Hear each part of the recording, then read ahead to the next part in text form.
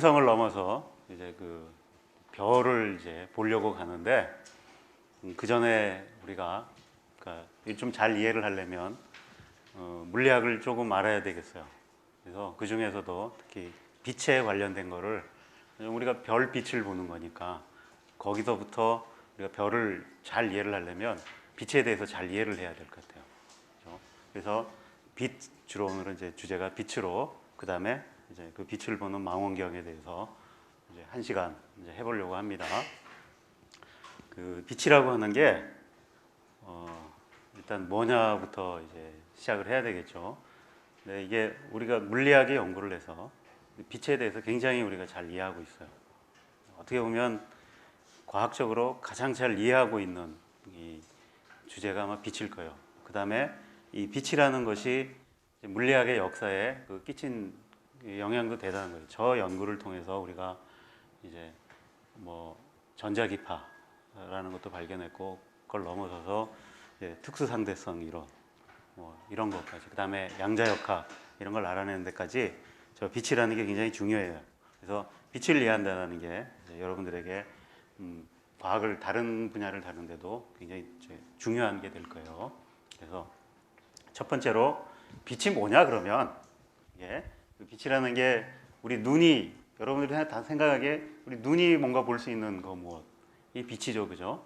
그래서 사실은 그걸 하기 전에 그래서 빛이 어떻게 만들어지나를 잘 생각해야 돼요. 여러분들이 지금 이제 여기 그 강의실에 들어와 있는데 밖쪽 빛이 있다는 얘기야.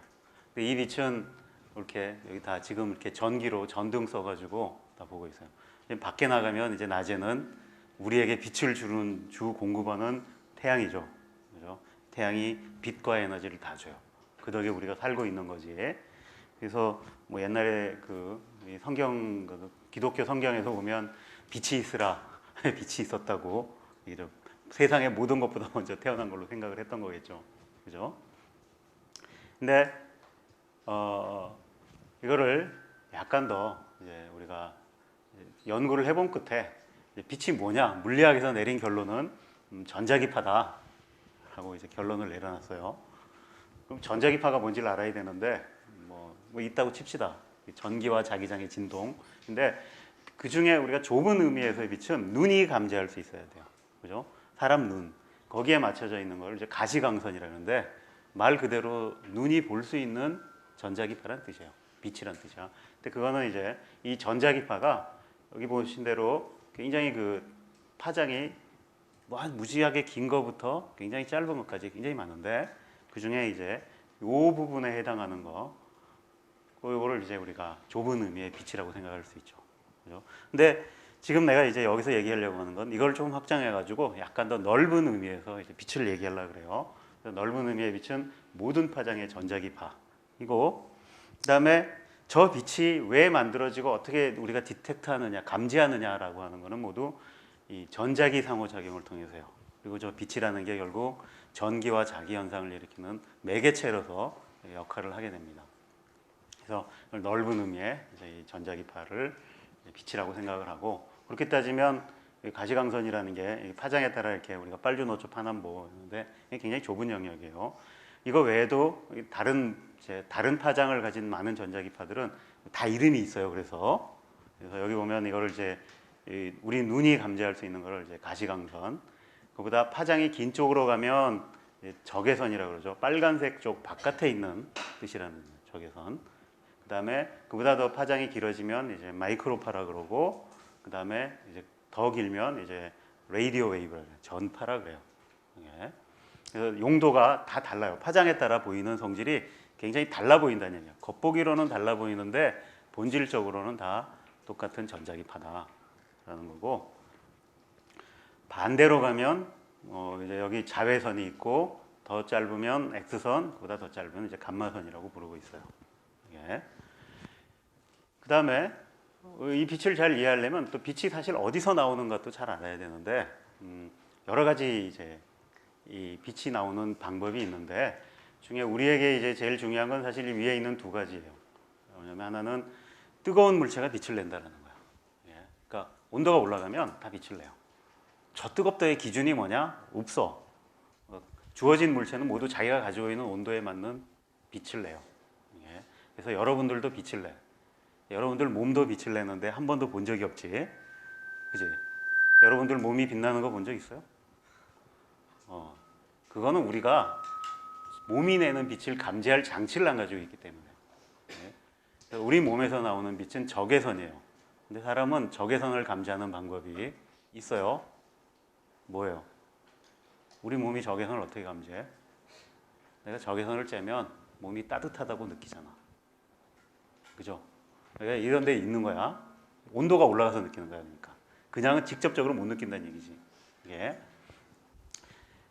그래서 기본적으로 모르는 것 같지만 우리가 적외선 카메라를 쓰면 우리 몸에서도 빛이 나온다는 걸 볼 수 있어요. 근데 보통 이제 우리 눈이 익숙한 거는 그보다 훨씬 더 뜨거운 물체, 이렇게 달궈진 물체에서 이렇게 빛이 나오죠. 그죠? 이런 거가 이제 중요하고, 그 다음에 또 이 물질을 이루고 있는 원자들이 다 빛을 내요. 근데 이 원자가 내는 빛은 얘가 내는 빛하고 뭔가 이게 확연히 구별이 됩니다. 그 다음에 여러분들은 잘 익숙하지 않지만 이런 것들도 있어요.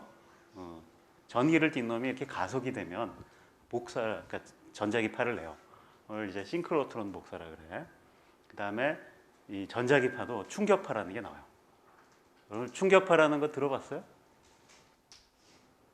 이거는 이 파동이 모든 파동에 다 해당되는데 이 파를 만들어내는 그 파원이 이 파동의 전파 속도보다 더 빨리 움직이면 나오는 빛이에요. 전파야. 소리도 그게 충격파라는 게 있어요. 그러니까 비행기 같은 게 이 소음을 많이 내는데 이 비행기가 음속보다 더 빨리 갈 때 나오는 게 충격파예요. 빛도 그게 가능해요. 얼핏 들으면 모순될 것 같지. 세상에 빛보다 빠른 게 없다 그러는데 어떻게 빛보다 더 빨리 움직여서 내느냐. 이거는 그러니까 보통의 상황에서는 안 되고 물 같은 거에 들어가면 물 속에서는 빛의 속력이 느려져요.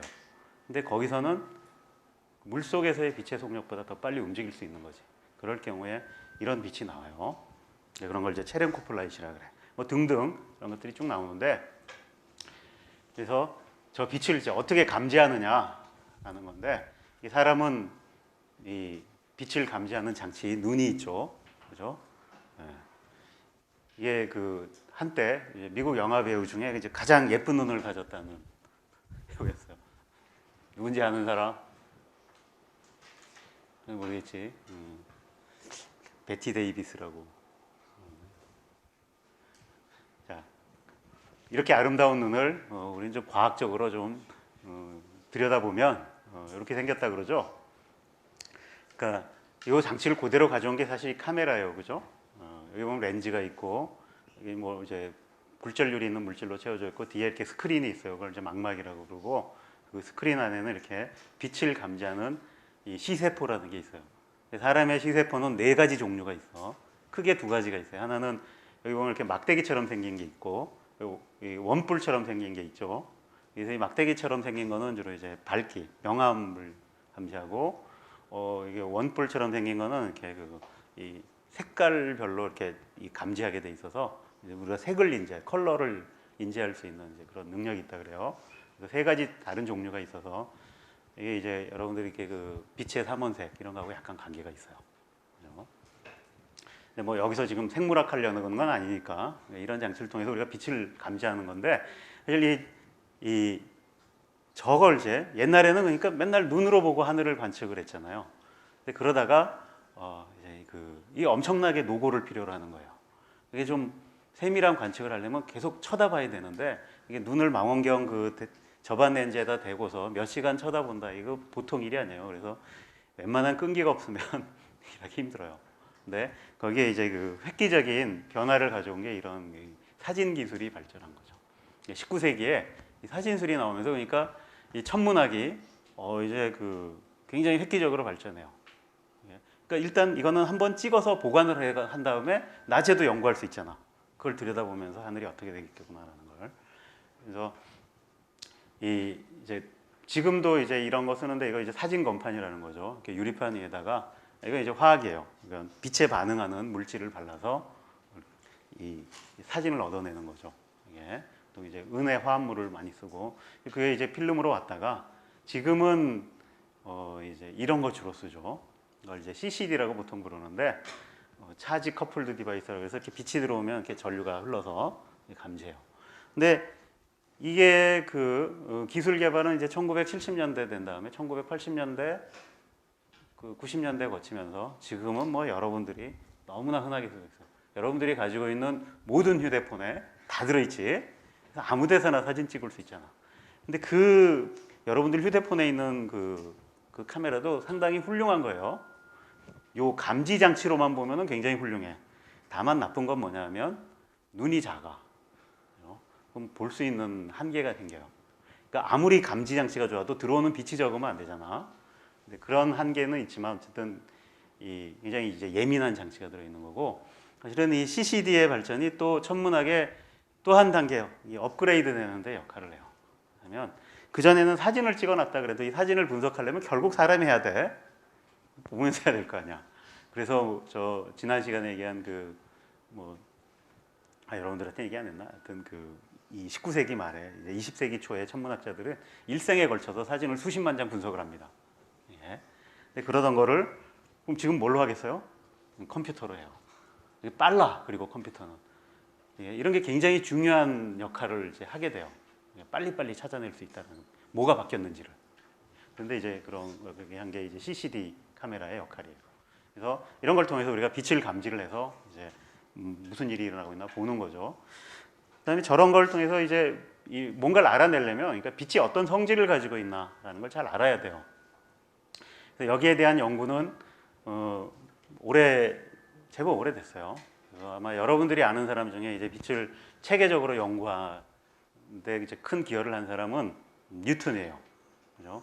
뉴턴이 천체 행성의 운동만 한 게 아니라 빛에 대해서 연구해가지고 옵틱스라는 책을 썼죠. 예.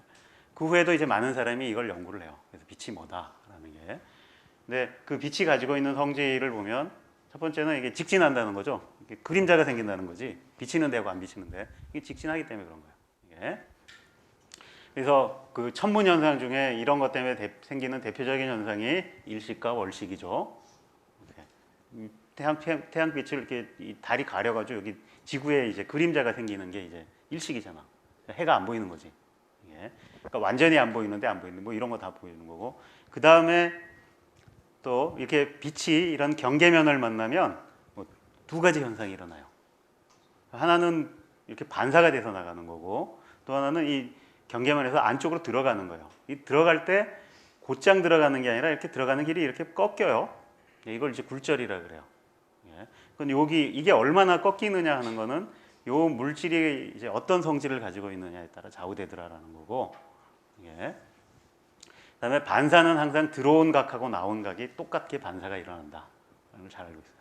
이 반사를 이용한 대표적인 건 거울이고, 이 굴절을 이용하는 대표적인 광학 장치는 렌즈죠. 그죠? 여기도 있지. 나도 이렇게 안경 쓰고 있어요. 이게 굴절을 이용한 거예요. 그다음에 이 굴절이 되는데 이게 얼마나 굴절되는가 하는 것이 사실 이 빛이 가지고 있는 파장, 그러니까 아마 이 색깔에 따라서 꺾이는 정도가 달라져요. 그래서 이런 유리 같은 데를 통과하고 나오면 이렇게 빛이 이게 하얀 빛이 들어가는데 이제 무지개 색깔로 나와요. 이걸 이제 빛의 분산이라 그래요.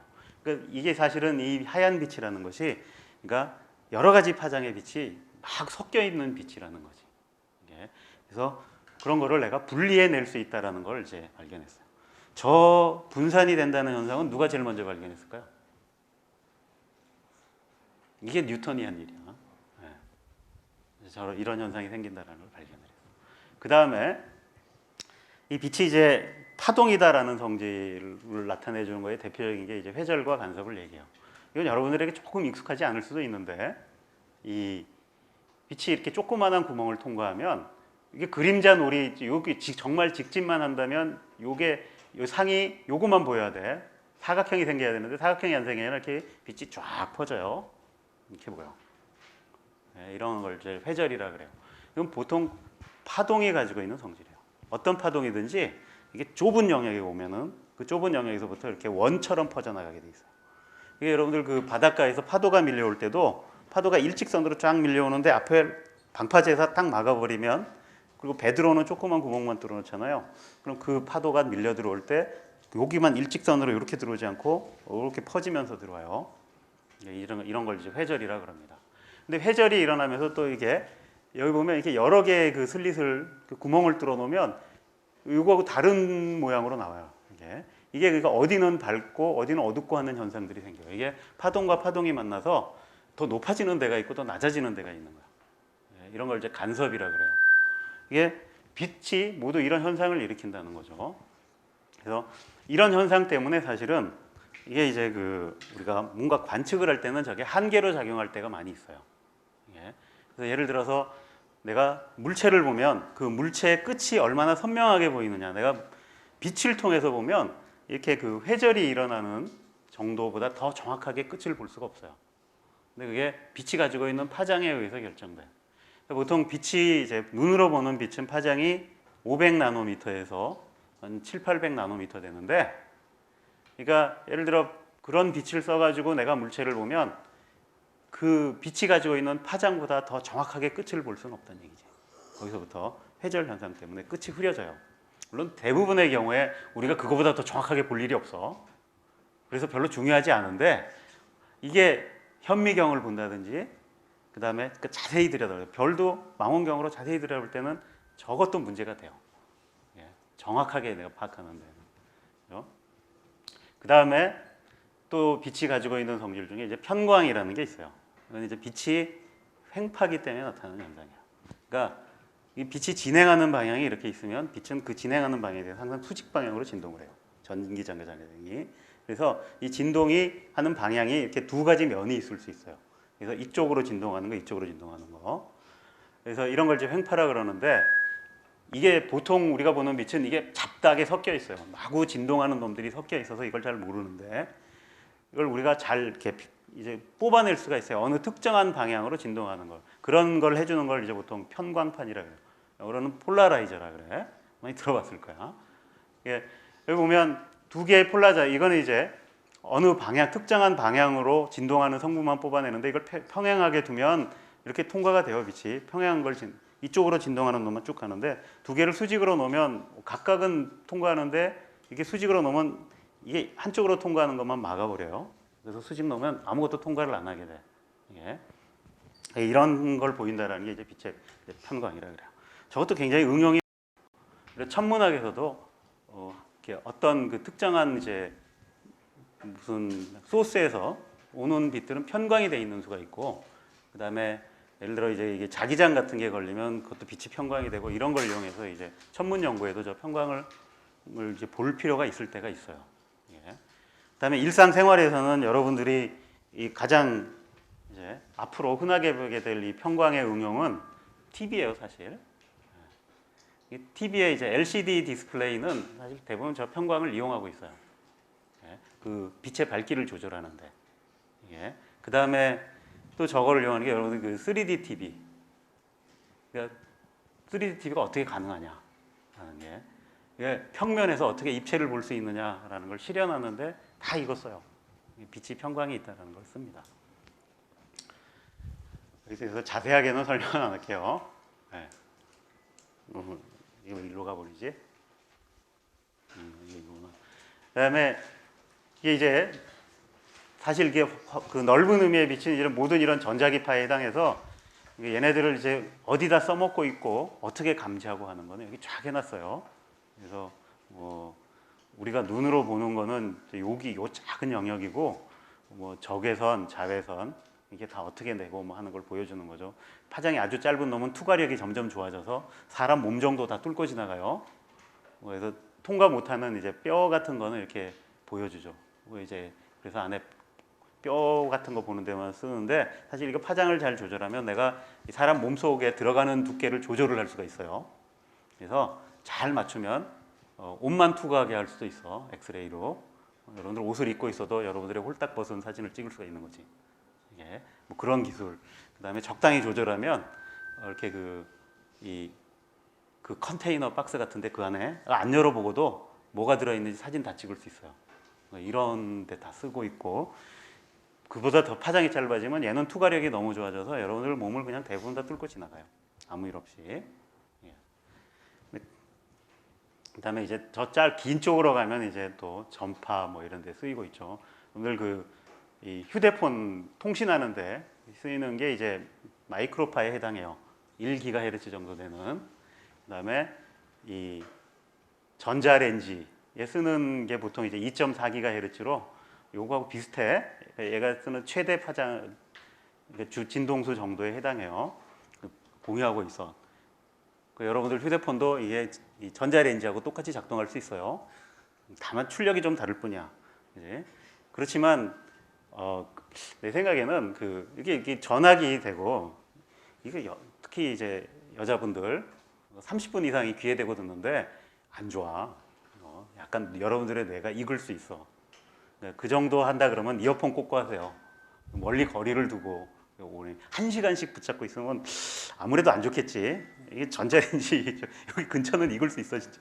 심각하게 나타나진 않겠지만 좋진 않겠지 어쨌든.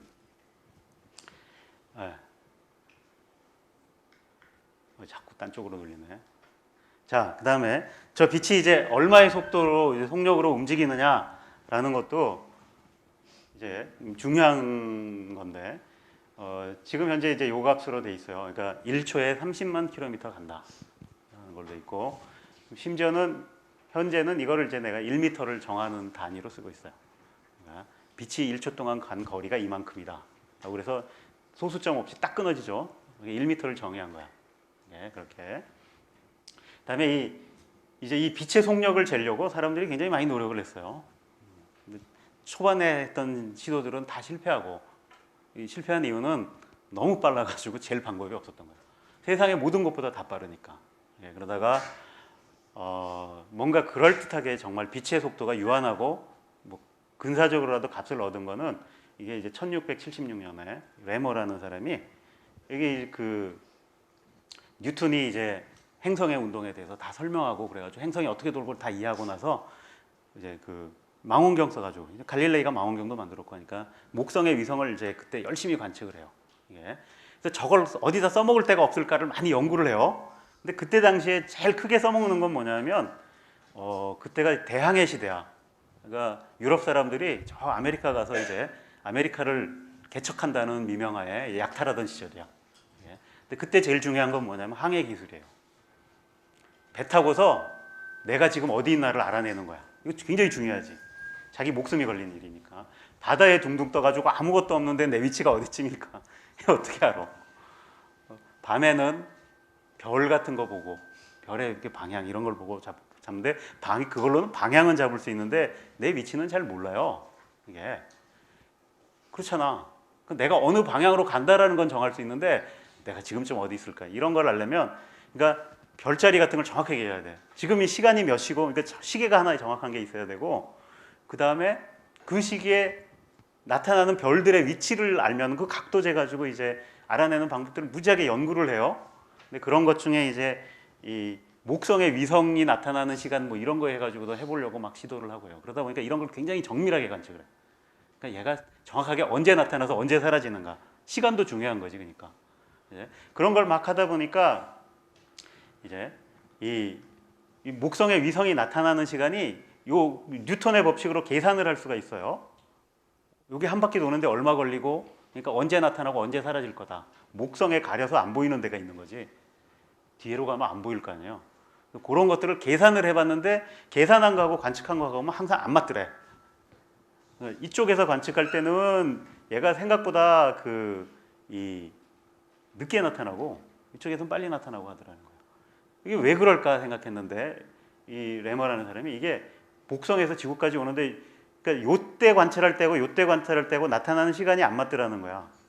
그러니까 그 이유가 뭐냐면 여기 있을 때고 여기 있을 때 빛이 여기서부터 여기까지 오는데 걸리는 시간이 더 걸리기 때문에 그렇다는 거야. 여기 한 20분인가? 여기 안에 근데 차이가 난다라는 거를 해서 그게 빛의 속도가 유한하기 때문이다라는 걸 이제 알아낸 거예요. 예. 머리 좋지? 예. 그러다가 또 이제 천문학에 있어서 이제 빛의 속도가 유한한 것 때문에 나타나는 현상 중에 이제 광행차라는 게 있어요. 예. 이거는 이 지구 자체가 움직이면서 이렇게 별을 관측하는 거란 말이야. 근데 이 움직이는 공전 속도가 꽤 크거든요. 그것 때문에 그러니까 이 지구가 돌면서 이게 봄일 때하고 예를 들어 가을일 때하고 보이는 별의 위치가 조금씩 바뀌어요. 예. 다 모든 별이 다 똑같이 바뀌어요, 이거는. 근데 그게 크기가 여기 본 대로 한 20초를 왔다 갔다 해요, 이렇게. 20초니까 굉장히 작은 각이지. 저걸 다 잰 거야, 그러니까. 근데 요때 당시 기술이 그러니까 요 정도 정밀도는 잴 수가 있었던 거죠. 이게 다 재본. 저걸 왜 쟀느냐 그러면 별의 위치가 왜 저 20초 바뀌는 게 뭐가 중요하냐? 이거 중요해요. 왜 중요하냐면 그 이제 뉴턴에 의해서 이게 거의 이제 태양 중심설이 굳어졌단 말이야. 그럼 지구가 태양 주위를 돌아요. 그러면 틀림없이 전에 얘기한 대로 그 별이 태양에 대해서 상대적으로 지구가 어디 있느냐에 따라서 연주시차라는 게 생겨. 보이는 위치가 달라져야 돼. 이게 가장 확실한 증거지. 지구가 돌고 있다는. 그걸 찾으려고 노력을 하는 거야. 근데 그거는 못 찾고 계속 엉뚱한 것만 찾아요. 그래서 광행차라는 걸 알아내고 이게 있구나. 근데 이게 문제가 뭐냐면 모든 별이 다 똑같이 바뀌니까 이건 아니지. 왜냐하면 사람들이 별이 다 같은 거리에 있다고 생각을 안 할 거 아니야. 거리가 다 다르면 이게 연주시차가 크기가 달라야 되는데 다 똑같으니까 그건 아닐 거다. 그래서 광행차라는 걸 알아낸 거고, 이 사람이 그걸보다 이걸 더 정밀하게 측정해서 뭐까지 알아내냐면 지구 자전축이 이제 돈다 그랬잖아요. 이렇게 지구 자전축 자체가 세차 운동을 해요. 이거는 26,000년 걸려서 한 바퀴 돈다 그랬어. 이건 누가 맨 처음 발견했을까? 그리스 시대에 이미 알고 있었어요. 지구 자전축이 돈다는 거. 그걸 처음 발견한 사람은 히파르코스야. 그러니까 한 200~300년 전에 그 관측해 놓은 별자리하고 지금 별자리하고 위치가 기록이 다르더라 이거야. 이게 왜 다르냐? 이게 돌기 때문일 거다. 근데 그거는 커요. 그러니까 한 100~200년 기다리면 1도 돌아가잖아, 진짜. 이게. 그래서 쉽게 관측이 됐는데 그거보다 조금 어려운 게 뭐냐면 요게 도는데 그냥 도는 게 아니고 요 축 자체가 요동치면서 돌아요. 이렇게. 팽이도 돌려보면 알겠지만 이게 굉장히 요동을 쳐요. 요 요동 주기가 여러 가지 요인이 있는데 달 때문에 한 게 가장 큰데 이게 18년 주기로 이렇게 요동을 쳐. 그것까지 알아냈어요. 이게 별의 위치가 바뀐다는 걸로부터 그것도 알아낸 거예요. 그걸 이제 누테이션이라 그러는데 이런 것도 알아내고 그래도 결국은 연주시차를 못 쟀어. 연주시차는 이거보다 재기가 어려웠던 거예요. 왜냐면 크기가 너무 작아. 1초가 안 돼요. 그래서 못 쟀던 거야. 대신에 이런 거를 발견한 거지. 빛의 속도가 유한하다는 것도 알아내고. 그러다가 이제 이게 19세기 중반 넘어서서 전자기학이 이제 완성이 되면서 빛은 전자기파가 되고, 맥스웰이 이게 왜 빛을 전자기파로 생각했냐면 자기가 계산한 전자기파가 가지고 있어야 될 속력하고 빛의 속력이 정확하게 맞아떨어지더라고요. 그래서 빛도 전자기파라는 생각을 붙이게 되고, 그게 이제 나중에 이 1905년에 와서 아인슈타인이 이제 저 빛의 속력이라는 게 자연계에 있어서 굉장히 근본적인 펀더멘탈한 상수다라는 거를 이제 보이고 주장하면서 이제 그걸 바탕으로 이제 투수상대성 이론을 이제 만들게 돼요. 예.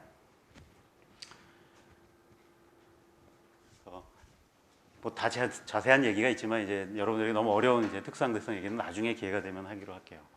자, 그 다음에 이제 이걸 공부를 해봅시다. 이제 진짜로 이게 빛이 어디서 나오는가라는 걸 이제 공부를 좀 해봐야 되겠는데, 아까 얘기한 대로 뜨거운 물체에서 나오는 빛, 이게 이제 우리 주변에 가장 흔한 거예요. 그렇죠? 열 받으면 빛이 나와. 그렇죠? 근데 이런 데서 나오는 이런 빛은 요새는 조금 달라. 네, 약간 달라요. 이것들은 내는 방식이 이제 원자에서 나오는 빛하고 비슷해. 네, 기본적으로 이렇게 뜨거우면 이제 빛을 내는데, 이거에 대한 이제 연구를 18세기, 19세기에 이제 연구를 많이 해요.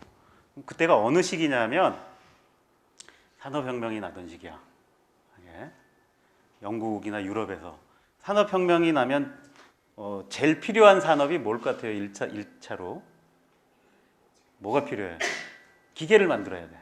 그죠? 기계를 만드는 주 재료는 뭐예요? 철이야, 그지? 철을 많이 생산을 해야 돼요. 근데 철을 생산하는데 중요한 요소는 얘가 이게 녹여야지 일단. 그지? 고온이 필요해. 그 다음에 녹인 다음에 그냥 그 녹인 걸 그대로 쓰면 철이 약해요. 좀 더 좋은 철을 만들려면 어떻게 되냐면 얘를 합금을 만들어야 돼. 뭘 자꾸 섞어야 돼. 그 다음에 몇 도에 섞고 뭐를 섞고 이런 걸 해야 되는데, 그러니까 중요한 게 이제 온도 조절하는 거예요. 그지? 셀을 녹여놓고도 이렇게 온도를 잘 맞춰야 돼. 이게 몇 도에서 뭐 어떻게 하고 이런 처리를 해야 되니까. 자, 그럼 저 뜨거운 쇠의 온도를 어떻게 알 수 있나? 온도를. 손대보나? 얼마나 뜨거운지. 이게 이제 보통 우리가 알고 있는 온도계 꽂으면 어떻게 되겠어요? 유리 단호가. 손대볼 수도 없고.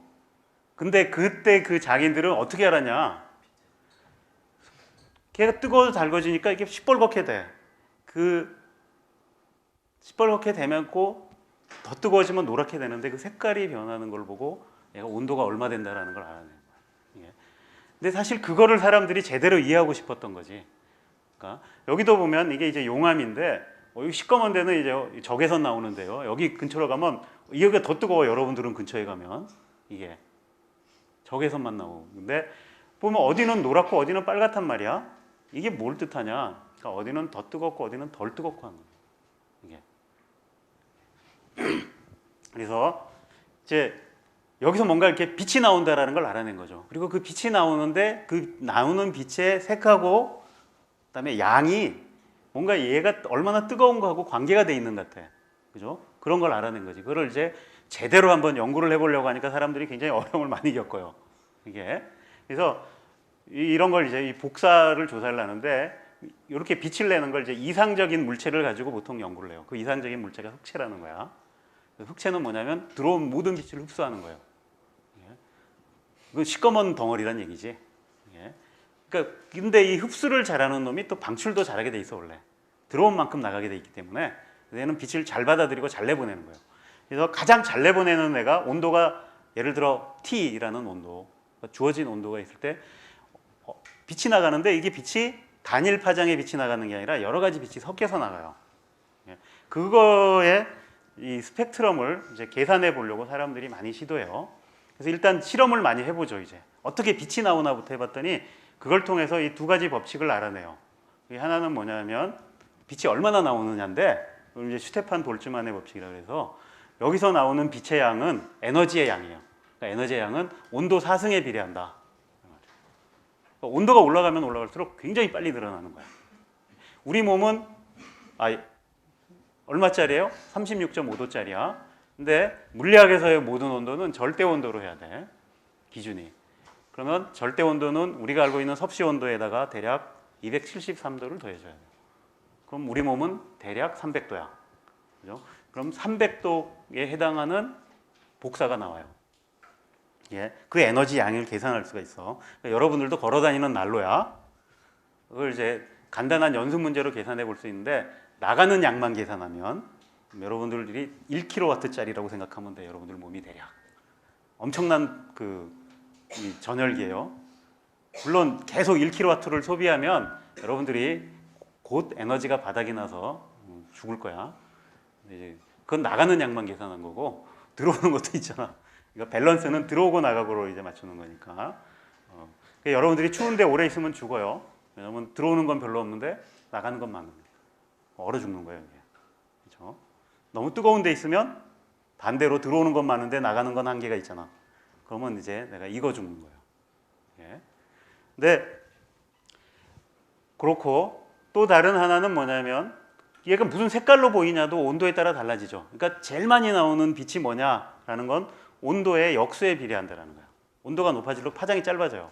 그 얘기는 이게 빛은 이제 빨간색에서 파란색 쪽으로 갈수록 파장이 짧아지니까 온도가 낮을 때는 빨간색으로 보이다가 점점 높아지면 노란색, 더 높아지면 파란색 이렇게 보일 거다라는 얘기지. 그죠? 그래서 요거를 조사를 해보니까 이렇게 돼요. 여기 보면 대충 5000도 정도 되면 이게 이제 노란색, 빨간색, 노란색 근처가 되고 여기 보면 이게 이제 5700도가 태양의 온도예요. 그죠? 그래서 태양에서 제일 많이 나오는 게 노란 빛이에요. 그래서 태양이 노랗게 보이는 거야. 이걸로부터 거꾸로 태양이 몇 도구나라는 걸 알아낸 거지, 사실은. 그러니까 그 빛의 스펙트럼을 조사해 보면 그 물체의 온도를 알 수가 있는 거예요. 예. 근데 사실은 이거를 이제 이론적으로 왜 이 뜨거운 물체에서 이런 스펙트럼을 가진 빛이 나오나를 연구하다가 나중에 이제 양자역학이라는 게 생겨요. 저거 설명하려니까. 예. 근데 이제 그 설명은 여기서는 좀 뺄게요. 상당히 어려운 얘기가 돼서 당장에는. 저걸 이용하면 이제 우리가 재미있는 결과들을 뜨거운 물체에서 빛이 얼마나 나오냐. 특히 이제 온도 사승에 비례해서 많이 나오고 온도가 높을수록 빨간색에서 파란색으로 옮겨간다라는 걸 알고 있으면, 예를 들어 밤하늘에 별을 봤는데 빨간 별이 있고 노란 별이 있고 파란 별이 있어요. 그럼 그 별의 온도를 우리가 알 수 있다는 얘기야. 파란 별이 온도가 더 높다는 얘기예요. 빨간 별은 온도가 낮고 노란 별은 한 중간쯤 되겠구나. 이렇게 있고, 그다음에 지구의 온도는 저것도 이해를 할 수가 있다는 거예요. 대충. 그러니까 지구 자체가 뭘 태워서 열이 나진 않는다라고 가정하면 지구의 에너지원은 그럼 뭐냐? 태양빛일 거예요. 그죠? 그러니까 지구는 태양빛을 받아서 달궈진 거야. 이게. 근데 어디 선에선가 이제 밸런스가 딱 맞겠죠. 그러니까 태양에서 들어온 에너지하고 지구에서 나간 에너지가 딱 균형이 맞춰지는 데서 온도가 결정이 될 거예요. 들어온 에너지는 얼마나 들어오냐? 햇볕이 여기 비추는데 지구에서 양이 얼마나 되느냐를 나타내는 걸 태양 상수라 그래요. 이게 여러분들 외우고 계신 게 1m 1m에 대략 1.4kW예요. 1kW라고 생각하면 돼요. 그러니까 여러분들이 저 밖에 나가서 1m 1m짜리 판 벌려놓으면 거기가 내가 최대한 1kW의 전기를 생산할 수 있다는 얘기야. 엄청나지? 다만 문제는 그걸 전기로 바꿀 능력이 현재 없다는 게 문제예요. 그것만 바꾸면 우리가 그냥 떼돈을 벌 수 있는데, 전기 발전소 세울 필요 없잖아. 그것만 다 하면. 이게 태양전지예요. 태양전지 쫙 깔면은 그 에너지 금방 만들 수 있는데 쉽진 않아. 효율이 나빠서 100% 못 바꾸니까. 근데 어쨌든 그렇게 들어온 에너지하고 지구가 온도가 올라가면 지구 자체가 복산을 내요. 그죠? 그럼 T4승에 비례해서 낼 거야. 그럼 들어온 에너지, 나가는 에너지가 균형이 맞춰지는 온도가 딱 나올 거야. 그러니까 이게 몇 도짜리가 되면 들어온 에너지만큼 복사를 내보내냐. 그렇게 해서 계산을 해보면 대략 한 300도 나와요. 절대 온도로. 그게 지구의 온도하고 잘 맞아. 그러니까 이 아이디어가 대충 맞다는 얘기지. 그러니까 지구의 온도, 껍데기 온도가 한 300도 되는 이유는 태양에서 들어온 에너지하고 나가는 에너지하고 균형이 된 거다. 근데 만약에 이제 지구 온실 효과가 커져. 무슨 일로? 예를 들어 이산화탄소가 무지하게 늘어난다든지 수증기가 너무 많아진다든지 이러면 방출이 잘 안 되겠죠. 그럼 어떻게 돼? 온도가 올라가. 그죠? 그러니까 올라간 점에서 균형이 맞춰지는 거예요. 그럼 지구 온도가 올라갈 거예요. 예. 그래서 이런 식으로 결정이 되는 걸 아는데, 이거와 관련해서 이제 그 지구 온난화 얘기하면서 이제 그래서 지구 온실 효과 때문이다라고 하는데, 요새 그 주장은 약간 근거는 없는 것 같아. 그러니까 지구 온실 효과가 그렇게 크진 않다라는 거예요. 지구 온도를 결정하는 데 있어서. 예. 그렇게 무슨 대변혁을 일으킬 만한 것 같지 않은데, 내가 보기에 그걸로 울고먹는 과학자들이 너무 많아서 약간 이게 정치적인 면도 좀 있는 것 같아요.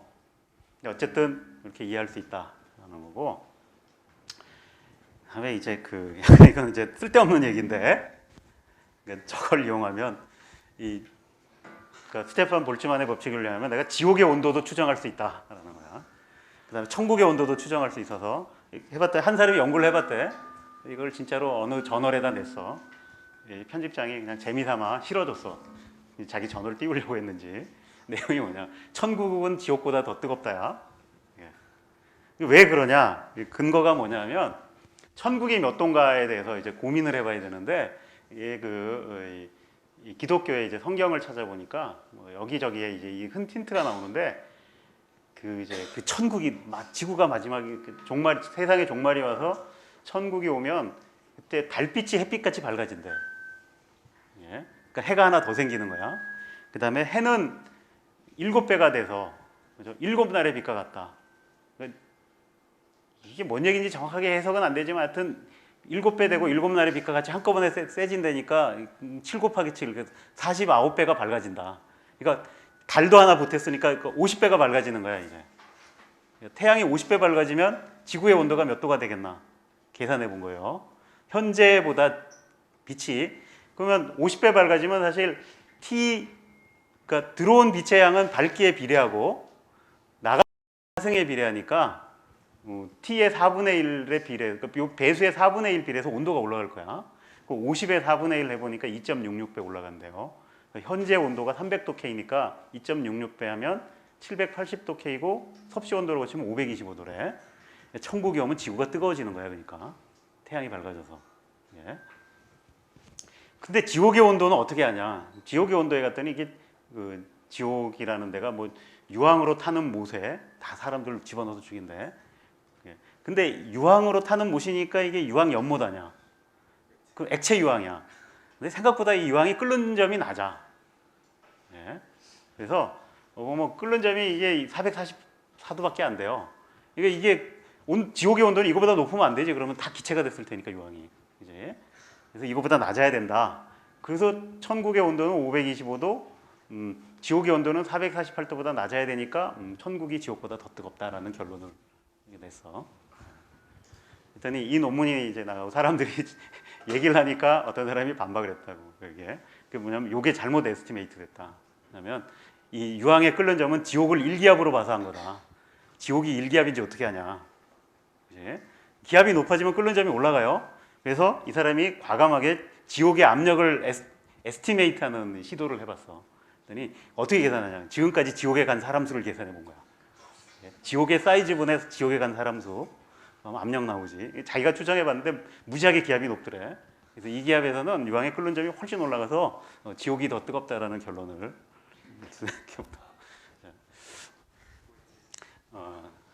진지하게 믿으면 안 돼.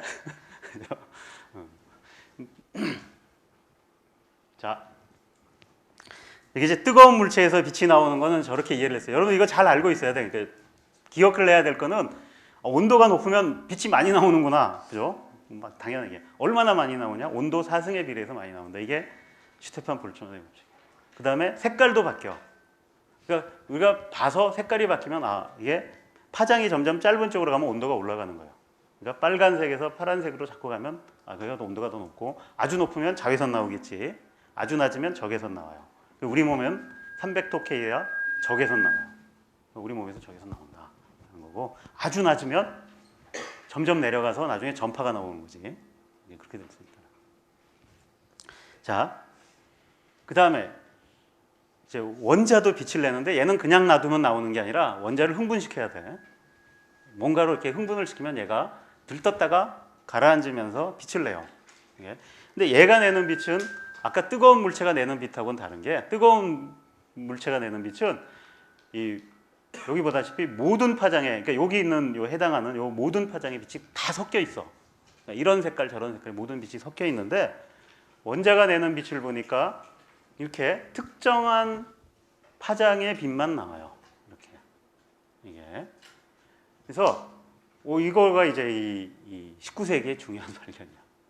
원자들이 이런 식으로 빛을 내는구나. 이걸 다 조사를 하기 시작해요. 근데 왜 원자가 저런 빛을 내느냐라고 저걸 이해한 게 결국 20세기에 와서 양자역학이에요. 고전역학으로는 저게 원자가 저런 빛을 낸다는 걸 도저히 이해할 수가 없는 거야. 왜냐하면 그냥 내가 원자 핵 주위에 전자가 그냥 단순히 돈다고 생각하면 나올 수 있는 빛이라는 게 모두가 다 가능해. 그럼 연속적으로 뭔가 다 나와야 되는데 그렇지 않고 특정한 파장만 나오니까 그거는 간단치가 않은 거지. 그걸 이제 이해한 게 이제 양자역학이에요. 우리는 양자역학 하려는 건 아니고 이것만 알면 돼. 원자에서 이런 식으로 나오더라. 근데 이게 좋은 점이 뭐냐면, 그럼 내가 어떤 물질을 이렇게 태워봐요. 이런 식으로. 그럼 거기서 나오는 빛을 보면, 그리고 그거를 내가 이 스펙트럼을 이렇게 분석을 해보면 그 물질이 뭐다라는 걸 알 수가 있는 거지. 그 원자가 뭐가 들어있고. 근데 이게 사실은 이 원자에 대해서 이걸 하기 전에, 그러니까 그 비슷한 시기에 뭘 알아낸 게 있냐면, 태양빛을 보면 태양도 뜨거운 물체잖아요. 이거 5800도짜리라 그랬어, 표면이. 그리고 거기서 나오는 스펙트럼은 연속 스펙트럼인데 다 있어요. 근데 다 있는데 그거를 열심히 자세히 보니까 다 있는 게 아니라 군데군데 빠진 데가 있다는 걸 알아요. 까만 선들이 있는 거지. 이게 까만 선. 이 까만 선을 처음 발견한 사람이 이제 프라운호퍼라는 사람인데, 그래서 이걸 이제 프라운호퍼 선이라고 그래요. 왜 까만 선이 생기느냐?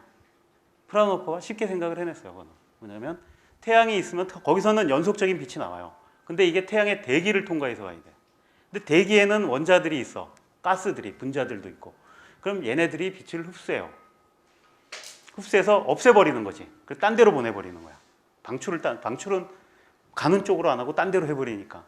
그래서 빛이 사라지는 거죠. 그래서 여기 사라지는 게 뭘 얘기하냐면, 결국 그 태양의 대기에 어떤 원자들이 있어가지고, 그 다음 분자들이 있어가지고 걔네들이 그 흡수한 빛을 보여주는 거예요. 이게. 그럼 요거를 잘 관측하면, 그러니까 태양 대기에 어떤 원자들이 있다는 걸 알 수가 있는 거죠. 그러니까 태양의 성분을 가보지 않고도 알 수 있는 거예요. 굉장한 발견이지 이게. 그러니까 사실은 그래서 이걸 바탕으로 해서 별이 태양과 똑같은 원소로 돼 있구나라는 거예요. 별에 대해서도 다 이거를 조사해 보면 태양과 비슷해요. 다 선들이 조금씩 달라. 그건 뭐냐? 태양 별들의 대기도 별마다 조금씩 다르구나라는 걸 보여주는 거예요. 이게. 그래서 여기 보면 이 흡수선들하고 원자들이 내는 이렇게 이 방출선하고 비교를 해보면 모든 방출선이 다 흡수선에 있진 않아요. 왜냐하면 흡수하는 건 환경이 다른 거야. 흡수가 잘 되고 안 되고는. 그래서 특정한 선들이 보이는데 그 특정한 선들이 보면 단번에 알아요. 가장 대표적인 게 예를 들면 뭐 이 요게 뭐지? 노란색 선에 있는 게 요게 하이드로젠이고 헬륨이고 이거 수은이고 이게 뭔지 모르겠네. 요게 하이드로젠, 헬륨, 머큐리, 우라늄. 그러니까 요 일치하는 선들을 이제 찾아보는 거죠. 그럼 요게 요거는 이제 하이드로젠 수소 때문에 생긴 선들이구나 라는 걸 알아내는 거죠. 이 프라운호퍼가 여기에 선들이 몇 개나 있나를 이제 셌어요. 다. 몇 개 있었을까요? 프라운호퍼가 일생에 걸쳐서 쭉 하라고 셌는데 475개인가 있었대요. 이게. 그거를 센 거야. 대단한 거야 이게. 보통 사람들은 못해요. 이게 이때 프라운호퍼가 살았던 시절에 사진 기술이 있었던 것도 아니야. 그러니까 정말로 프리즘 통해서 이렇게 빛을 보내놓고 그거 맨날 앉아가지고 까만색 그 없나 이렇게 지나가 계속 보는 거야. 이게. 그래서 400 몇 개가 있다는 걸 알아요. 어두운데. 그러니까 굉장히 열심히 찾아. 이렇게 눈에 확 띄는 거는 금방 새지. 이제 희미한 것까지 다 센 거예요. 그걸 해보면 어떤 원소가 있다는 걸 다 알아내요.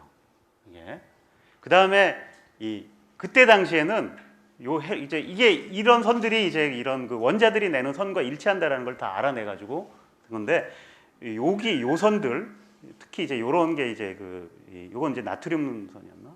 이건 수소선이고 그러니까 헬륨이 가진 선들이 몇 개 있는데 일치하는 게 근데 발견한 요 헬륨의 선들이 지구에서는 없는 거였어요 그때 당시. 헬륨이 그때 발견이 안 됐거든. 근데 흡수선에는 있으니까 저기에 해당하는 원자가 뭔가 있을 거다라고 이제 예측을 해요. 그래서 발견이 안 됐지만 그 원자에 이름도 붙여놨어. 그게 헬륨이에요. 그게 뭐냐면 헬륨이라는 게 헬리오라는 게 태양이라는 뜻이야. 그러니까 태양에 있는 원소라는 뜻이지. 근데 이제 얼마 안 있어서 지상에서도 발견이 돼요. 이게 이제 헬륨이 발견이 돼요. 거꾸로 태양에서 먼저 발견한 거야 헬륨은. 그러니까 이런 게 있다라는 걸.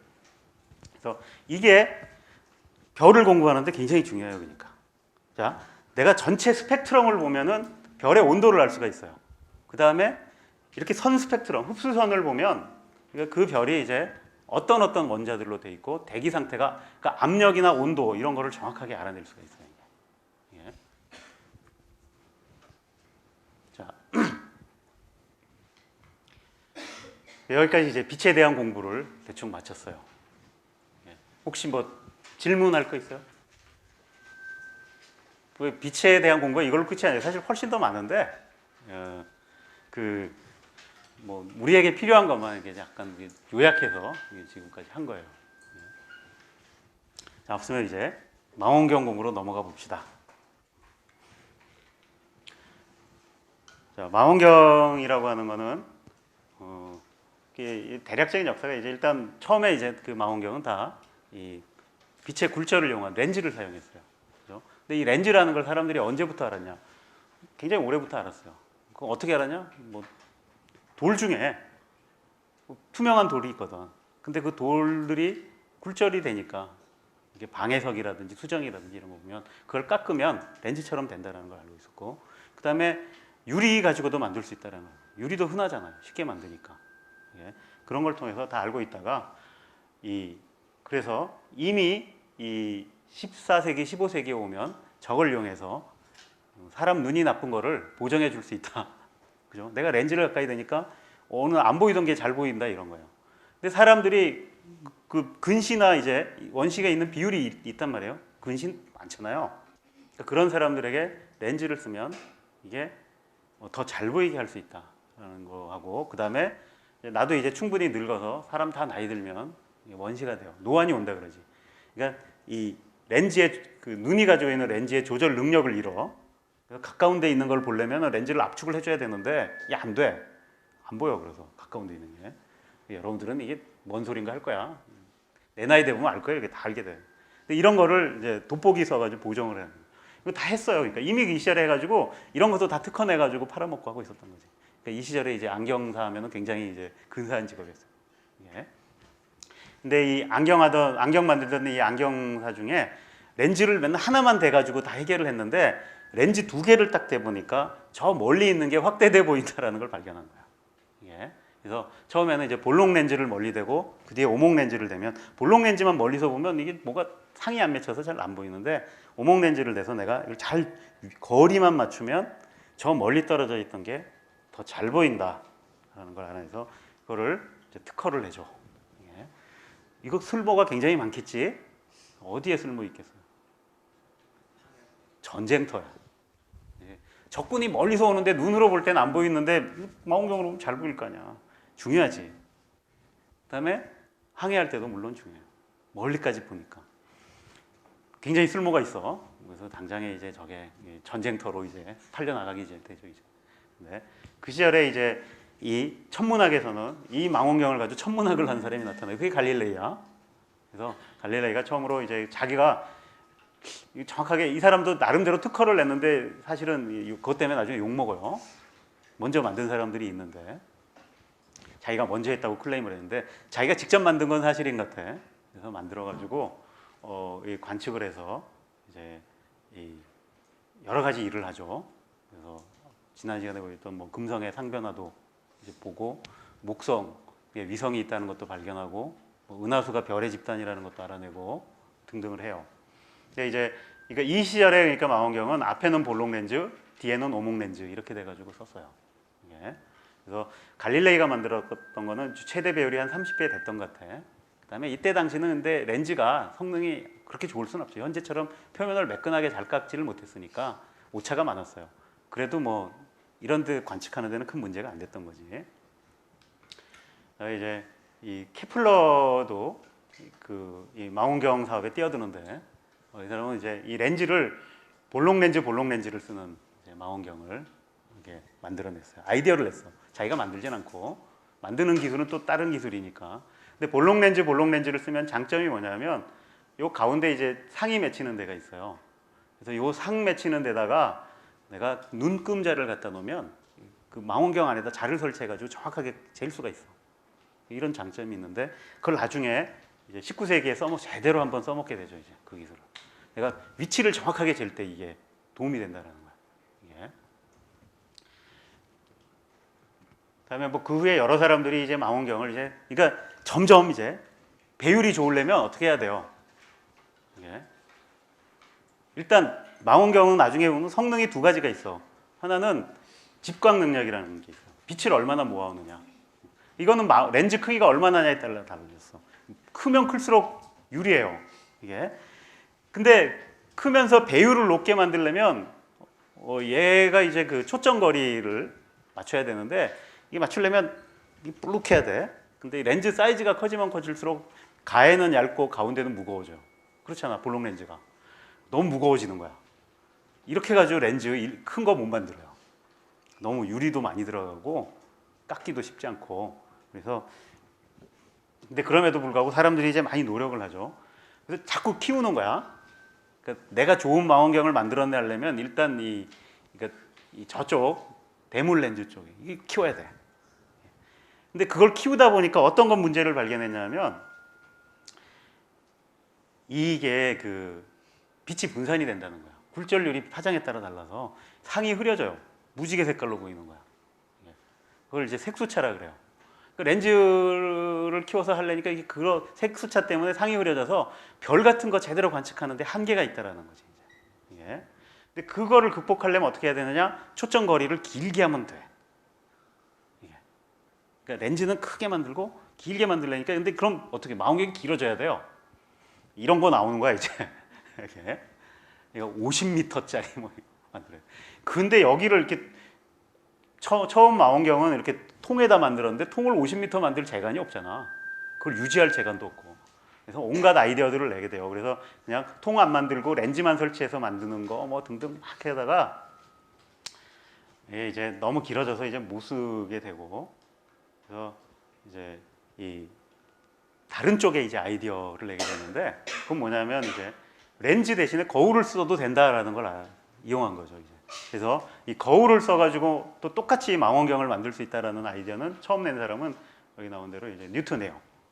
예. 그래서 반사 망원경이라는 걸 만들어. 렌즈 대신에 거울을 쓰죠. 이제. 근데 이 거울은 어떤 모양으로 깎아야 될까요? 이거 포물면으로 깎아야 돼, 기본적으로. 예. 그래야 들어온 빛을 한 초점에다 모아요. 예. 그래서 이것도 뉴턴은 이제 이렇게 들어온 거를 거울에 반사해서 여기다 모은 다음에 여기다 거울을 하나 달아서 이쪽에서 보는 걸 뉴턴식 망원경이라고, 뒤로 보내는 게 있어요. 뒤로 보내는 걸 이제 카세그레이식 망원경이라고 해요. 그래서 지금 천문 관측에서는 대부분의 망원경은 반사 망원경이에요. 거울을 씁니다. 왜? 거울 깎는 게 렌즈 깎는 것보다 쉬우니까. 큰 거를 만들 때. 예를 들어 지금 망원경 막 2m, 3m는 작은 거에 속하고 제일 큰 거는 8m짜리가 있어요. 8m짜리 렌즈 못 깎어. 다른 방법 써야 돼. 거울은 8m짜리 만들 수 있어. 그러니까 이제 그래서 지금은 대부분 그냥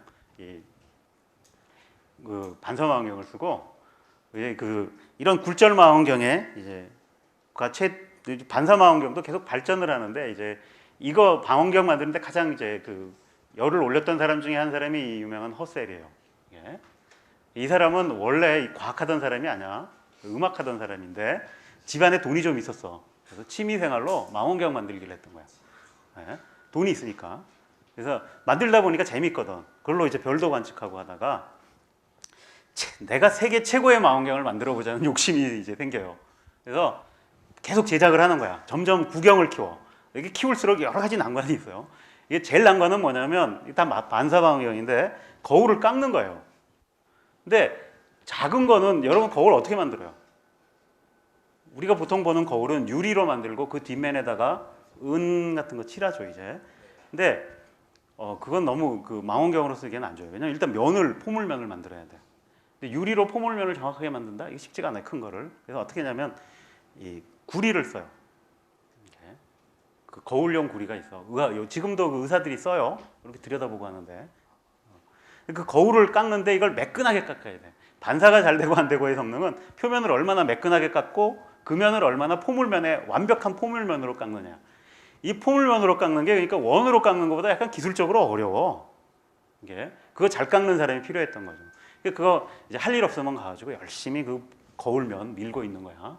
옛날에 이제 굴절 망원경 만드는 사람은 렌즈 열심히 갈고 닦고 있는 거고, 큰 렌즈를 만들어야 되니까. 반사 망원경은 이제 거울 깎고 앉아 있는 거지 이제. 그러다가 점점 더 반사가 잘 되는 거 이런 거 이렇게 이제 가는 거죠. 예. 이 사람은 그래서 그 당시로는 제일 큰 망원경 만들어서 거꾸로 이제 어느 순간에 내가 차라리 본격적으로 천문학에 뛰어들자 가지고 거의 한 40 돼서 뛰어들어서 혁혁한 업적을 남겨요. 많은 업적을 남겨. 이게 이제 그래서 망원경이 크게 결국 두 종류가 되는 거예요. 렌즈 썼냐, 거울 썼느냐. 렌즈 쓴 거를 굴절 망원경이라 그러고, 거울 쓴 걸 반사 망원경이라 그래요. 근데 반사 망원경도 지금은 이제 그냥 단순히 거울을 쓰는 게 아니라 좀 복합적으로 써요. 렌즈도 쓰고 해가지고 여러 가지 보정을 해줘요. 그냥 거울만 쓰면은 이제 상이 이그러지거나 하는 현상이 생겨요. 이게 바깥쪽에 특히. 그러니까 가운데는 좋은데 항상 렌즈도 마찬가지예요. 가운데서 멀어지면 상이 흐려지는데 좋은 사진을 찍으려면 다 잘 나와야 되잖아. 그러니까 그런 걸 다 보정을 합니다. 그래서 이 망원경의 성능은 크게 빛을 얼마나 모으느냐, 이건 정말 그냥 렌즈 사이즈하고 그 다음에 이 빛을 보는 이 디텍터가 얼마나 감도가 좋으느냐를 결정이 돼요. 일단 커야 돼. 여기 보면 현재 쓰고 있는 최고의 망원경이 사이즈가 거울이 이제 8m짜리예요. 8m 굉장히 큰 거야. 이거 깎으려면 보통 일이 아니에요. 이 거울 만드는 데만 몇 년 걸릴 수 있어. 근데 사람 눈은 대략 8mm라고 보면 여기 이제 얼마 차이 나요? 1000배 차이 나지. 8mm, 8m니까. 면적은 이거의 제곱에 비례하니까 100만. 그러니까 저 망원경을 쓰면 눈이 보는 것보다 100만 배 더 어두운 걸 볼 수 있다는 얘기야. 이게 훨씬 더 어두운 물체를 볼 수 있다는 얘기야. 그 다음에 또 한 가지 장점은 그럴 뿐만이 아니라 내가 오래 볼 수 있어. 눈은 오래 보면 지쳐서 못 봐요, 여러분들. 한 물체 쳐다보면서 오래 못 보잖아. 근데 망원경은 오래 봐도 되거든. 노출을 오래 줄 수가 있지. 그러니까 훨씬 더 어두운 물체를 볼 수 있어요. 예. 그다음에 이 감도도 중요한데 지금 다 CCD를 써요. 근데 저 CCD의 감도하고 눈의 감도를 비교해보면 눈도 굉장히 성능 좋은 거야 이거. 예. 물론 CCD가 약간 더 좋아요. 예. 여러분들 눈도 빛 하나 들어온 것도 잡아낼 정도의 성능은 된다 그래요. 예. 놓치는 것도 있지만.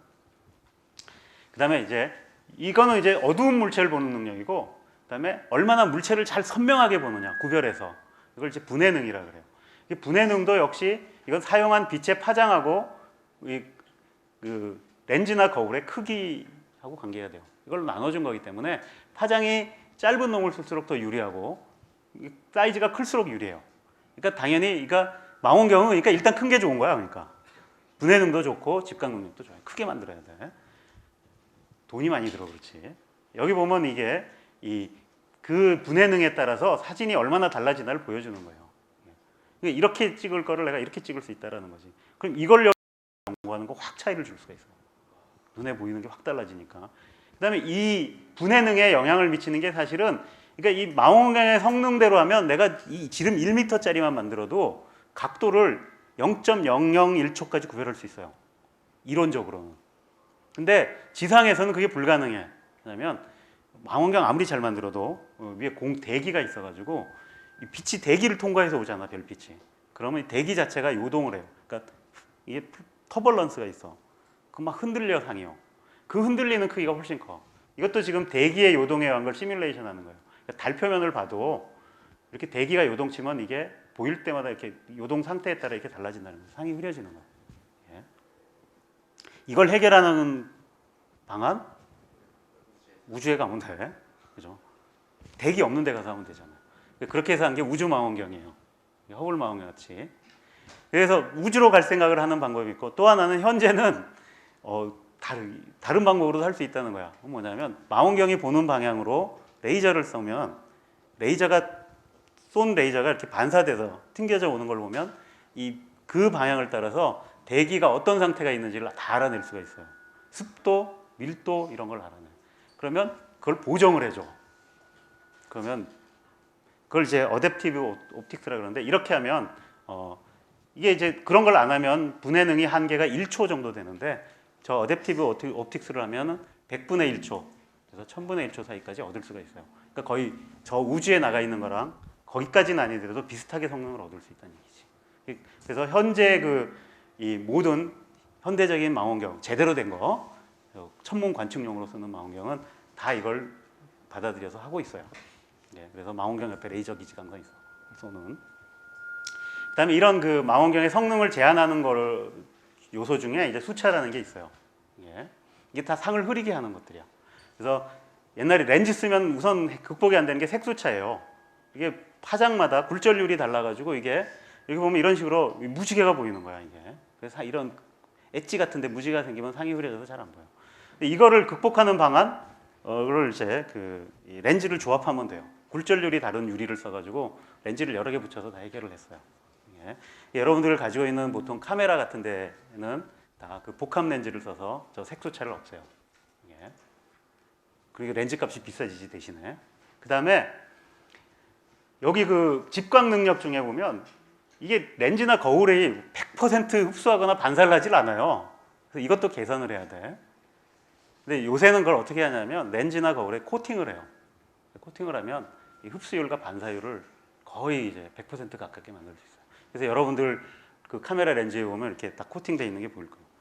여러분 쓰는 안경도 요새는 다 코팅이 돼서 나오지. 예. 뭐 등등 여러 가지 수차들이 있어요. 구면 수차 이런 것인데 뭐 자세히 설명은 안 할게요. 그러니까 이런 것들을 다 이제 여러 가지 극복하는 기술들을 만들어서 하고 있어요. 예. 그래서 저렇게 해가지고 이제 저 망원경을 이제 어디다가 놓으면은 그러면은 제일 좋으냐? 망원경 설치하는 데도 중요해요. 서울 한복판에다 설치해 놓으면 이 대기 때문에 안 보여, 그지? 너무 밝아서 안 돼. 일단 어두워야 돼. 주변이 어두워야 돼요. 그죠? 불 없는데 산으로 기어 올라가면 돼요. 그죠?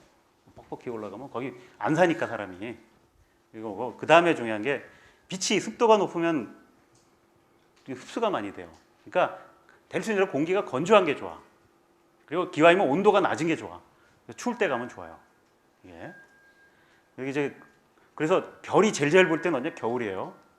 망원경 들고 제대로 보려면 겨울에 가야 되는데 보통 그렇게 하면 이제 가서 손 시려가지고 아무것도 못하지. 추워가지고. 예. 근데 제대로 된 학문적인 연구를 하려니까 그럼 최적의 장소를 찾아요. 그래서 현재까지 알아본 바로 제일 좋은 장소가 이제 대충 두 군데를 꼽는데 여기 적어놓은 거예요. 이게 하나는 이게 여기 그 하와이 그 큰 섬 중에 하나예요. 그 섬에 가면 이제 산이 있는데 이게 이제 마우나키아라는 산이 있어요. 이게 4,200m 최고 높은 데가 4,200m 되고 얘네들 한 4,100m쯤에 이제 이렇게 워낙 여기가 장소가 터가 좋으니까 여기저기서 와가지고 이렇게 망원경 세워놓은 거예요. 예. 여기 있는 요게 이제 일본에서 세운 수바루라는 망원경이고 여기 두 개 있는 게 이제 그 캡1, 캡2 이렇게 두 개. 요거가 이제 그 거울 사이즈로는 세계에서 제일 큰 망원경이에요. 10m짜리 거울을 가지고 있어. 예.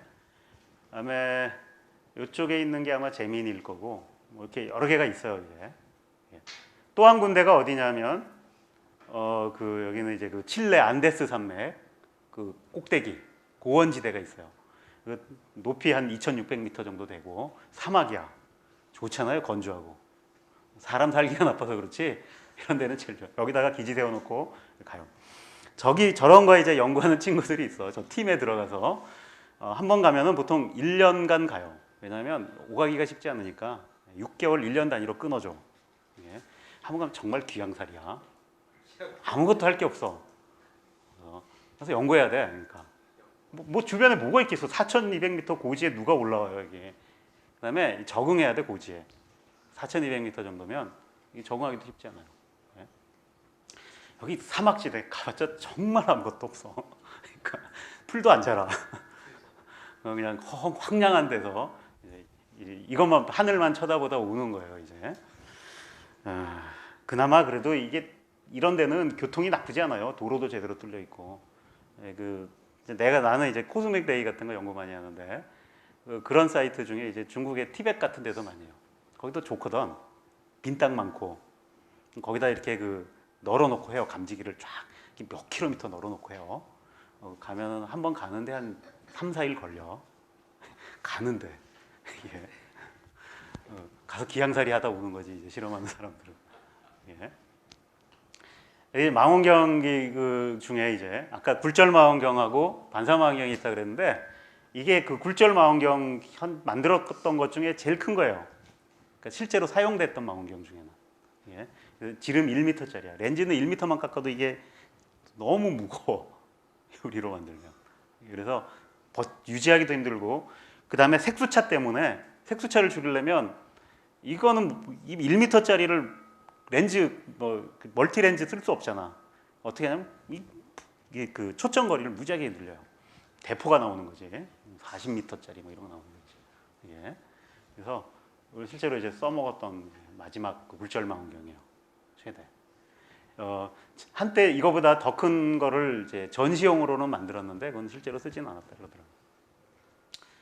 그 다음에 이제 역사적으로 유명한 그 반사 망원경 중에 하나가 여기 나온 그 윌슨산에 있는 이제 윌슨 옵서버터리 여기에 있는 이 100인치 망원경이에요. 100인치니까 2.5m쯤 되는 거지. 2.5m짜리고. 이때 당시로는 이게 그러니까 제일 큰 망원경이었어요. 이걸 가지고 이제 그 에드윈 허블이 그 우리 은하하고 저 안드로메다 은하인데 세페이드 변광선 찾아내가지고 이게 이제 안드로메다 은하가 우리 은하 밖에 있다라는 것도 알아내고, 그다음에 우리 우주가 팽창하고 있다는 것도 알아내는 데서 그 이제 역사적으로 유명한 이 망원경이에요. 예. 지금은 아직도 남아 있어요. 내 전시품이야. 왜 전시품이 됐냐? 쓰려면 쓰는데 이게 이제 그 미국 로스앤젤레스 옆에 있어요. 윌슨산이. 로스앤젤레스가 이 당시 20세기 초에 비해서 계속 커지는 거야 도시가. 그래서 결국 산 밑에까지 마을이 왔어. 밝아서 못 써. 그러니까 너무 주변이 밝아져서 이 옵서버터리 자체가 이제 완전히 이제 그 전시용이 되거든요. 그래서 다른 실험 제대로 된 실험은 다 딴 데 가서 하게 돼 있죠. 그러니까 시간이 나면 나중에 이제 요 그 망원경과 관련된 러브 스토리나 하나 얘기해 줄게요. 자, 이거는 이제 그 아까 그 하와이 그 그 마우나키아에 있던 그 이제 망원경 중에 이제 캣 1, 2죠. 그러니까 거울 크기로는 이게 이제 제일 커요. 10m짜리인데 이 10m짜리를 만들려다 보니까 거울 하나를 통째로 만드는 거는 대략 현재 기술이 8m 정도가 한계인 것 같아요. 그보다 더 큰 거 만들기가 쉽지가 않아. 이게. 그래서 얘는 10m짜리를 만들 때 그래서 어떻게 하냐면 이제 조각 내서 만들었어요. 육각형 조각을 갖다 붙인 거예요, 이렇게. 그래서 10m를 만들었어요.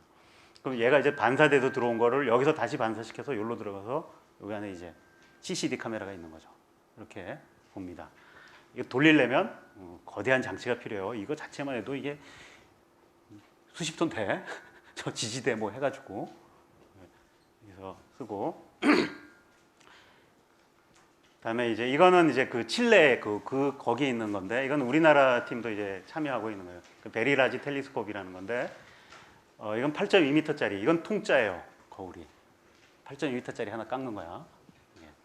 그래서 4개를 동시에 돌려요. 이렇게 여러 개를 한꺼번에 돌리면 좋은 점이 이게 간섭계라 그래서 우리가 좀 더 상을 정확하게 얻을 수가 있어요. 예. 그러니까 레졸루션을 훨씬 높일 수 있어.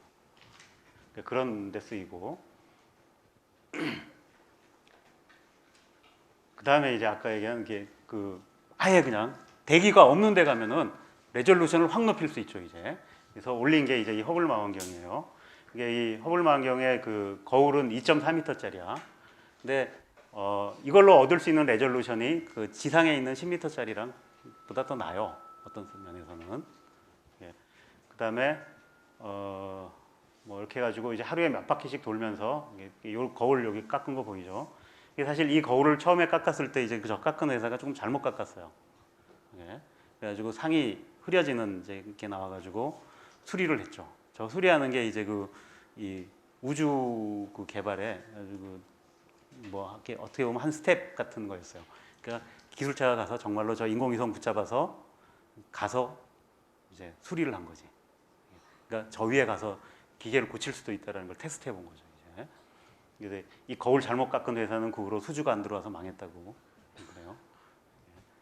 근데 이게 잘 깎아야 돼요. 뭐 묻기만 해도 안 좋아. 그래서 근데 이게 성능이 어느 정도냐? 뭐 이렇게 분해능 같은 걸 보면 알 수 있는데, 그러니까 뭐 한 0.01초 이러면 이게 사실 이게 상공 한 200km 이렇게 떠 있거든요.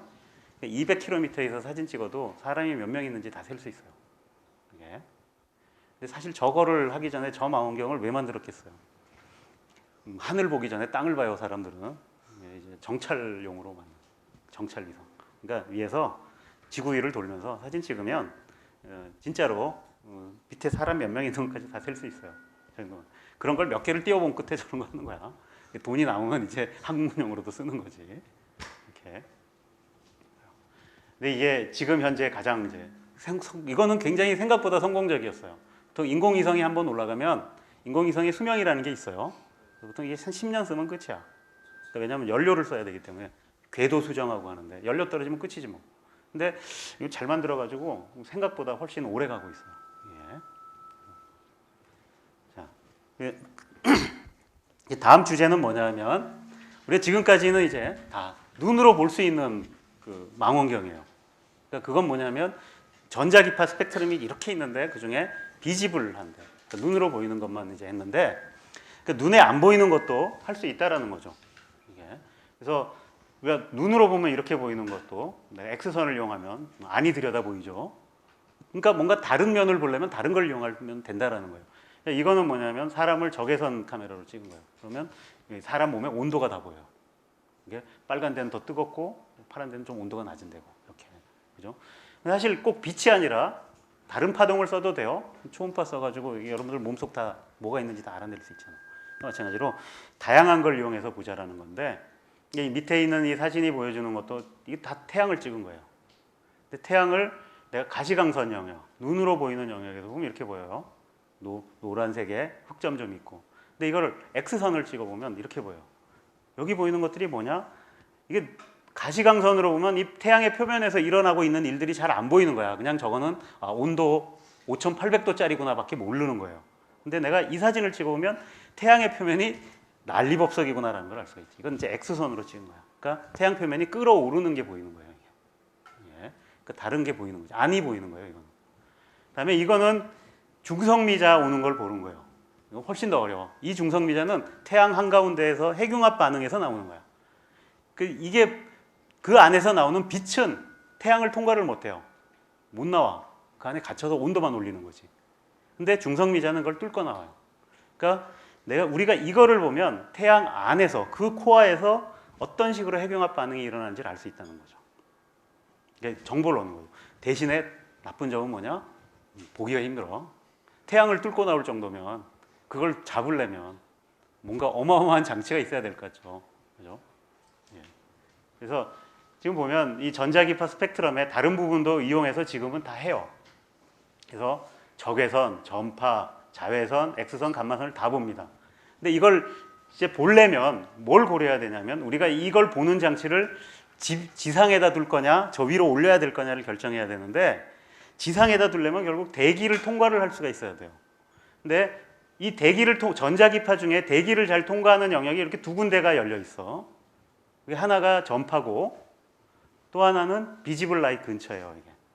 그러니까 요것만 지상에서 관측할 수가 있어요. 나머지 보려면 대기를 통과를 못하니까 얘네들이 위에 가야 돼 무조건.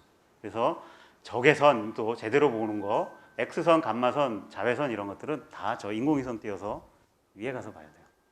예. 전파나 요것만 이제 지상에서 보는 거죠. 그래서 실제로 이제 X선 망원경도 다 인공위성 띄워서 몇 개가 올라가 있어요 지금은. 이제 거기에 이제 처음에 이제 개척한 것 중에 하나가 이제 챈드라 엑스레이 옵서버터리라는 건데 이 안에 이제 X선을 감지하는 걸 넣어서 보면 X선으로 사진을 찍어보면 우리가 별이나 은하에 대한 새로운 정보들을 얻을 수가 있는 거죠. 그런 것들을 통해서 다 알아내는 거예요. 다른 면이 보여요. 이게 빛으로 보는 거고. 근데 이제 X선 같은 경우에 문제가 뭐냐면 X선은 보통 그냥 웬만한 물체는 투과를 해버려요. 그러니까 이게 거울이나 렌즈를 만드는 게 불가능하다는 얘기야. 저거는 그럼 어떻게 그 포커싱을 하냐? 근데 X선은 이런 식으로 포커싱을 해요. 렌즈 이게 그러니까 X선에 대한 렌즈야. X선도 이 금속, 그러니까 결정 같은 거에 표면 같은 데서는 깊은 각으로 들어오는 건 반사가 돼요. 그래서 X선 거울을 이용해서 이렇게 다 해서 만들어서 씁니다. 저거보다 더 짧은 감마선 같은 경우에는 저거는 이제 거울 제작이 불가능해. 얘는 다 뚫고 지나가기 때문에 그래서 그냥 들어오는 대로 받아서 분석해요. 여러 가지 면을 보면 이렇게 그래서 감마선 가지고도 지금 굉장히 많은 일을 하고 있어요. 최근에 또 천체 중에서는 감마레이 버스트라는 게 굉장히 중요한 이 토픽 중에 하나예요. 그래서 감마레이 버스트가 도대체 왜 생기고 뭐 왜 그렇게 우주에 하늘에서 감마선이 많이 오는가 그러니까 이런 거를 이제 연구하고 있어요. 그다음에 그 1960년대 이제 우리 은하의 구조라든지 이 다른 은하 또 구조를 알아내는데 중요한 역할을 한 게 이제 전파 망원경이에요. 이게 그래서 이 전파 망원경은 전파를 잡는 거예요. 그러니까 얘가 파장이 길다 보니까 전파는 눈으로 보는 가시광선보다 파장이 무지하게 길어요. 그럼 얘네들은 렌즈 하나 만들려, 거울 하나 만들려 그래도 이게 사이즈가 커져야 돼. 이게 문제야. 그래서 이런 DC를 만드는데 이거 뭐 작게는 10m, 그래서 큰 놈은 20m, 50m 이런 걸 만들어야 이제 비로소 거울이 돼서. 그다음에 이렇게 하나 만들어 놓으면 해상도가 떨어져요. 분해능이. 그래서 거울이 커야 돼. 근데 이걸 하나를 크게 만드는 건 한계가 있어요. 컨트롤 못해 너무 크면 무거워서. 그걸 생각해낸 방법이 뭐냐면 여러 개를 만드는 거예요. 이렇게 쫙 깔아놔. 그러니까 이 뭐 수백 미터 간격으로 깔아놓고 그러면 내가 이걸 전체를 잘 맞추면 방향 조절을 다 제대로 해야 돼요. 해서 하면 그러니까 이게 수십 킬로짜리 거울처럼 보이는 거예요. 이게 그렇게 해서 관측을 합니다. 예. 그래서 이런 장관을 이루게 되죠 이제. 그다음에 요새는 이렇게 여러 파장의 걸 섞어서 하기도 하고 이렇게 합니다. 이 전파 망원경 중에 제일 큰 놈이 이거야. 현재 있는 중에 이게 이 멕시코에 있는 건가? 푸에르토리코에 있는 이제 아레시보 망원경이라는 건데 이거 뭐 300m짜리예요. 300m짜리 거울이라고 생각하면 돼. 그럼 얘는 이걸 여기다 깔아놓고 여기서 디텍트하는 거예요. 얘의 최대 단점은 뭐냐면 거울을 돌릴 수 없다는 거. 그냥 보는 데만 보는 거야.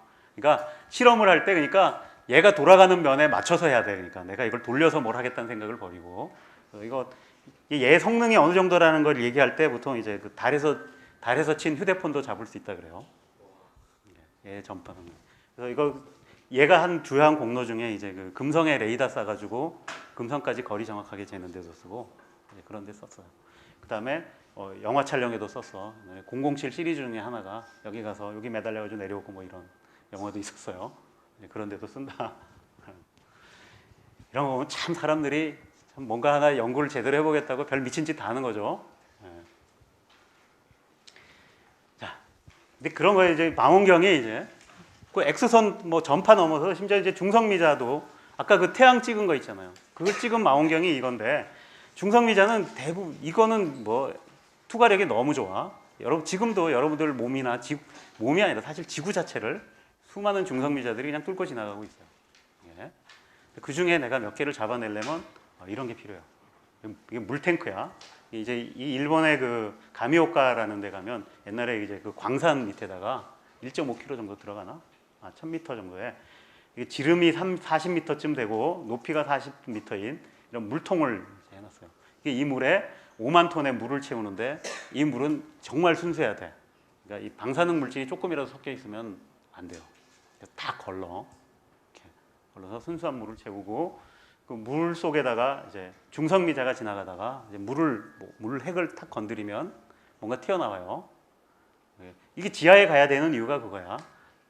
지상에 있으면 하늘에서 생각보다 뭐가 많이 떨어져요.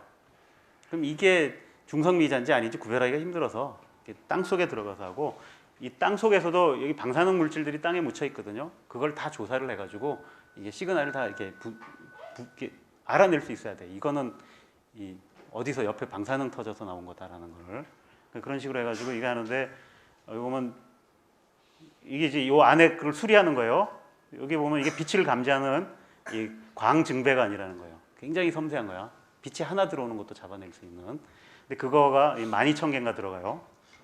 그러니까 이거 하나 가격이 한 200~300만 원 하니까 요거 값만 해도 그러니까 한 200~300억 한다는 얘기지. 그러니까 건설 비용은 더 들겠지. 이제 뭐 몇천억 드는 거예요. 그래가지고 이게 수리할 때 이제 물이니까 배 타고 다니면서 수리해요. 물 채우면서 올라가면서 수리해. 그래서 뭐가 하나 생겼다 그러면 이런 식으로 이렇게 여기 있는 광증배관들이 받은 시그널을 분석해서 이게 무슨 일이 있었구나라는 걸 알아내요. 그러니까 아까 그게 이제 태양에서 뉴턴 중성미자를 잡아낸 거고 초신성 터질 때 중성미자를 잡아낸 거예요. 그래서 하늘에서 온 중성미자를 처음으로 잡아냈다는 공로로 이제 이 아이디어를 처음 내신 이제 그 고시바 교수가 2002년에 이제 노벨상을 받았죠 이걸로. 네. 이제 그래서 이제 이걸로 이제 여러 가지 망원경이 있는데 사실 우주선 망원경도 있는데 이제 내가 이제 연구하는 분야기도 하고 준비하다가 시간이 모자라서 그냥 잘랐어요. 그런 것도 이거보다 더 황당한 장치도 있어. 정말로 50km 정도 되는 데다가 그 디텍터를 깔아놓고 하늘에서 떨어지는 우주선을 보는 이거는 이제 사이즈가 더 중요해. 그런 것도 이제 하고 있다. 하늘을 보기 위해서. 자, 그러면은 오늘 수업은 여기서 마치겠습니다.